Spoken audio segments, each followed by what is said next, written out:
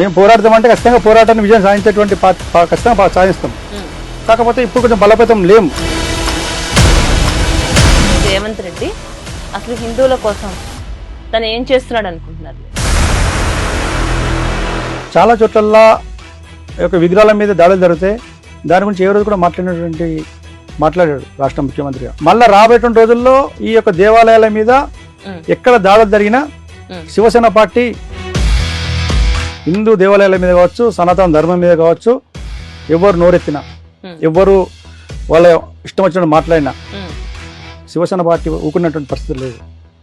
చాలా వాళ్ళు చేసినటువంటి ఒక దాడికి ప్రతిదాడిగా మా శివసేన పార్టీ ముందుకెళ్తుంది. మీ ఉద్దేశం ప్రకారం పవన్ కళ్యాణ్కి అసలు రాజకీయాలు తెలియదు, రాజకీయం అంటే ఏంటో తెలియదు అంటారా?